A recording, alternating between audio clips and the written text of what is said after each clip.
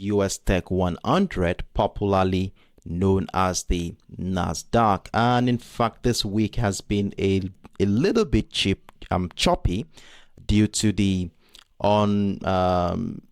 anticipation of the US macroeconomic data for this week. Remember, we are looking forward to the GDP, the core PCE, and the ISM manufacturing PMI, which is coming up later in the week. And the anticipation of this event has incited the idea for major key players in the market to step aside, waiting to see what the data will be before making any investment decisions.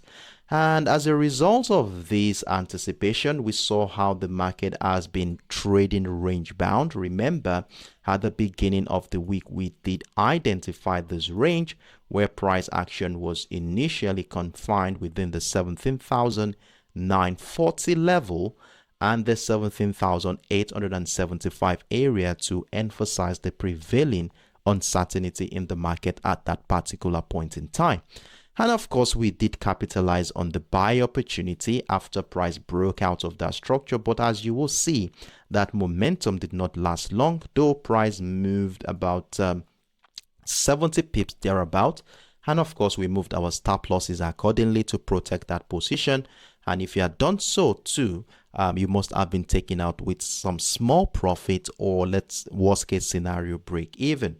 Then yesterday during our live session, we begin to notice how it has become difficult for sellers to break through that 17,900 and 17,875 zone since the beginning of the week to emphasize the strength of the buyers around this area. Now, this continued into yesterday morning, and we said here that as long as price still remains above this structure, we'll continue to hold on to a bullish bias, where we will be looking out for buying opportunities at the breakout of the 17,940. And unfortunately for buyers, that move too did not work very well, as we saw price action snap back into our entry point, taking us out of that position as well. Now, with this whole situation here, it is becoming more obvious that buyers are losing that momentum, as you will see here that price action had consistently found series of lower highs since the new week has begun, to emphasize the strength of the sellers at this point. And of course, you know how we use our key levels. As soon as price breaks down our key level, we want to be selling that asset. So as a result of this, the breakdown of the key level at the 17,900 triggered a sell order.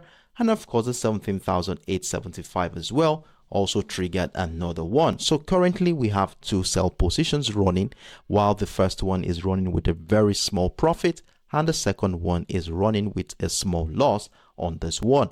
Now that price action has broken down that temporary demand zone we identified yesterday, what are the chances that sellers will maintain the bearish momentum, which could incite more selling opportunities in this market?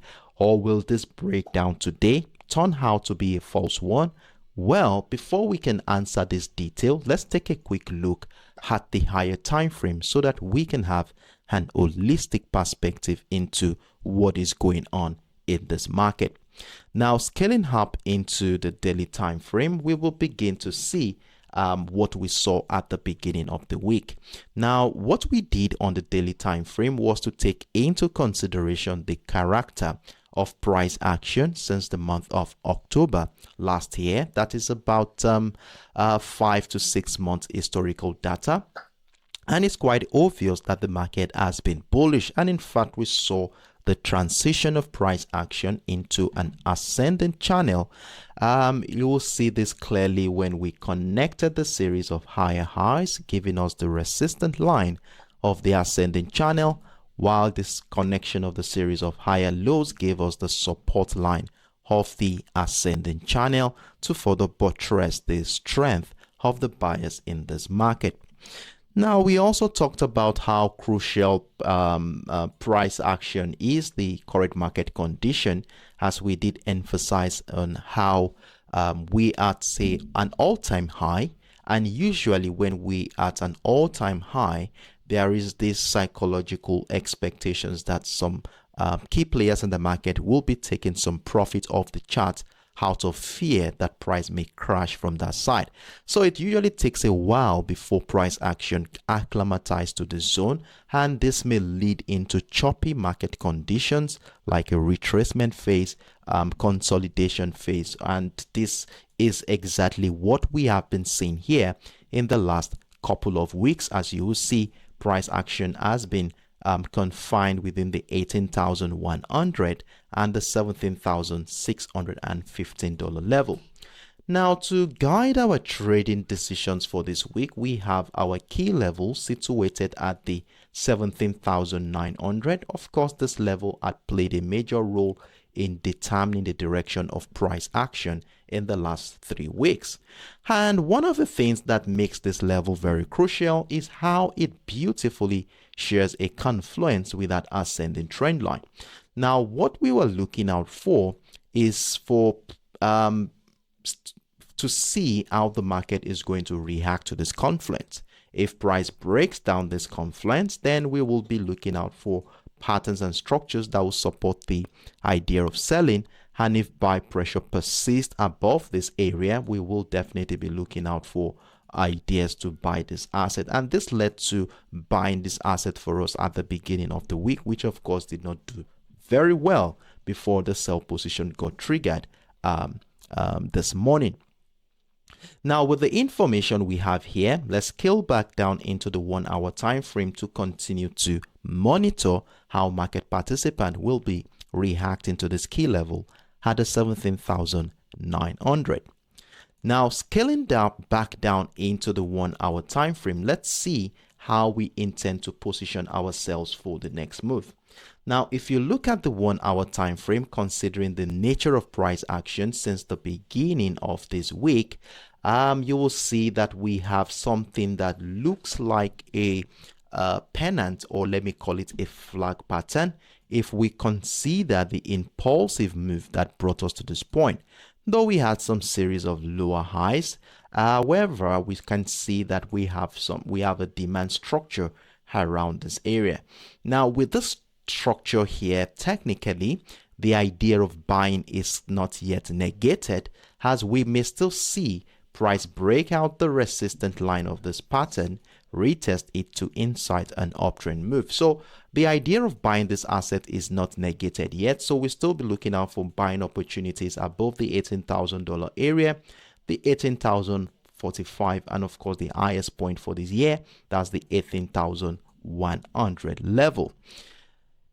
But if price remains below this temporary demand zone, obviously we have no other choice than to continue to look out for selling opportunities. And in fact, for those of you who missed out on the bearish momentum, the bearish opportunity this morning, you can have your sell stop order right below the 17,875 to capitalize on the downtrend continuation.